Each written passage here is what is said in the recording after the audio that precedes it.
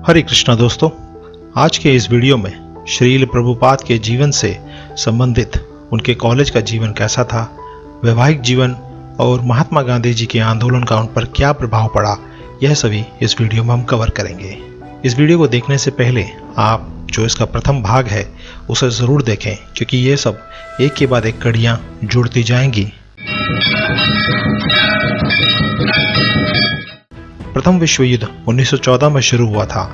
इस युद्ध का उन पर कोई सीधा असर नहीं हुआ।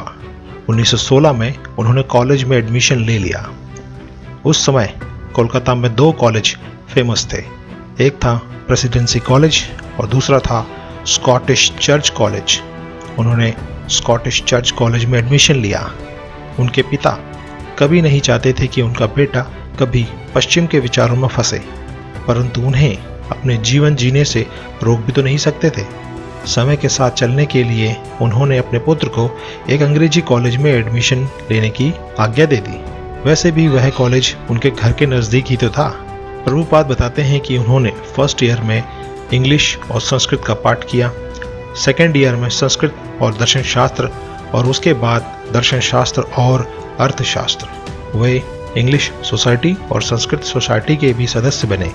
उन्हें सुनने वालों की भीड़ बढ़ती जाती थी। वे फुटबॉल भी खेलते थे और नाटक के अभिनय में भी भाग लेते थे। उन्होंने महाप्रभु चैतन्य के जीवन पर आधारित नाटक में भाग लिया था। इस नाटक को देखने वाले दर्शकों के आंखों में आंसू आ गए थे। वह उनका प्रथम और अंतिम अभिनय था। एक बार एक अध्यापक ने हिंदू धर्म के अनुसार जीवन मरण की व्याख्या पर व्यंग किया, कर्म के अनुसार सुख दुख की बातों पर व्यंग किया।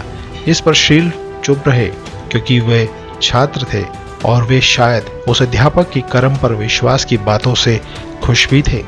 स्कॉटिश कॉलेज में जाने के बाद उनका जीवन बदल ही गया। अब वह केवल पढ़ाई और लिखाई में ही व्यस्त रहते थे। कृष्ण भक्ति कहीं पीछे ही छूट गई थी। कॉलेज में उनके अच्छे मित्रों में से एक थे रूपेंद्र नाथ मित्रा। श्रील प्रभुपाद उन्हें हमेशा अपनी मनोस्थिति बताते थे। यह तक कि बताया करते थे कि उन्हें इंग्लिश लाइफ बिल्कुल पसंद नहीं थी। उन्हें कृष्ण की बातें करना, दार्शनिक विषय या किसी भगवान की बातें करना ज़्यादा पसंद था। एक रात उनको स्वप्न में उसी आर्चा विग्रह के दर्शन हुए जिसे उन्होंने बक्से में बंद कर दिया था, और वह उन्हें पिताजी के द्वारा गिफ्ट मिला था। वह मूर्ति उन्हें आज्ञा दे रही थी कि उन्हें पूजा दोबारा शुरू करनी चाहिए। सुभाष चंद्र बोस जैसे महान राष्ट्रवादी उनके समकालीन हुआ करते थे। उन्होंने उनके मुख से स्वतंत्रता की बातें भी सुनी थी। श्रील प्रभुपाद महात्मा गांधी से बहुत प्रभावित होते थे। एक तो वे भागवत गीता का अनुसरण करते थे और दूसरा उनका साधु जैसा व्यवहार। जब वे कॉलेज की थर्ड ईयर में थे तब उनके पिता ने उनका विवाह निश्चित कर दिया। कन्या का नाम था राधा रानी दत्त।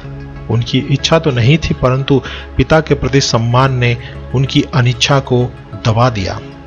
अपनी परीक्षा पूरी करने के उपरांत उन्होंने जगन्नाथपुरी की यात्रा भी की। जगन्नाथपुरी में महाप्रभु चैतन्य ने अपने जीवन के अंतिम 18 वर्ष बिताए थे। श्रील प्रभुपाद यहाँ 3-4 दिन रहे। यहाँ उनके साथ एक विचित्र घटना घटी। जब उन्हें भोजन परोसा जा रहा था तो उसमें एक मांस का टुकड़ा था, जिसे देख उन्होंने भोजन लेने से मना कर दिया। उन्हें अपने विवाह से खुशी नहीं हुई। उन्होंने दूसरा विवाह करने की भी सोच ली थी। इस पर उनके पिता ने उन्हें समझाया कि वे ऐसा ना करें।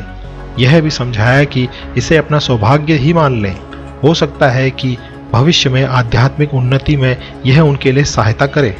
उन पर गांधी जी के आंदोलन की गहरी छाप थी। उन्होंने अपना डिप्लोमा लेने से भी इनकार कर दिया था। उनके पिता को नौकरी की चिंता हुई। उन्होंने अपने एक मित्र से वार्ता करके उन्हें नौकरी भी दिलवा दी। गांधी जी के आंदोलन से प्रभावित होकर प्रभुपाद जी ने मिल में बने कपड़े त्याग दिए और वे खादी पहनने लगे। अब वे जिससे भी मिलते थे उनकी पोशाक उनका असल रूप प्रकट कर देती थी। जय श्रील प्रभुपाद। हरे कृष्णा।